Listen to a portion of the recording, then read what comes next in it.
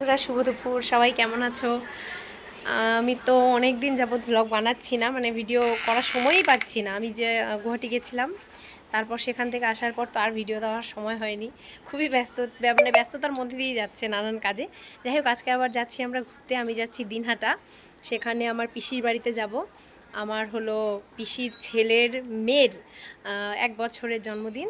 তো সেই জন্মদিনের উদ্দেশ্যেই যাচ্ছি। আজকে হলো তার বার্থডে, মানে আমার ভাস্তি, তার জন্মদিন।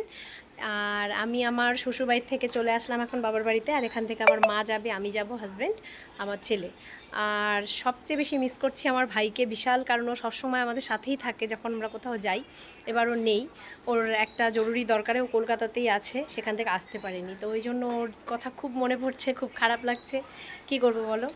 এবার যেই কাজের জন্য ও থাকে সেখানে, মানে মিউজিক নিয়ে পড়াশোনাটা করছে, তো সেটার জন্যই ও আসতে পারছে না। কিছু করার নেই, সেটা তো করতেই হবে। নিজের কেরিয়ার আগে তৈরি করতে হবে, তাই না? তারপর তো ঘোরাঘুরি অনেক করা যাবে। তো এই যে আমরা যাব এখন এখান থেকে বেরোবো, বেরিয়ে আমরা বাসে উঠবো। চলো, নেক্সট ভিডিওতে তোমাদেরকে আবার সব কিছু দেখাবো।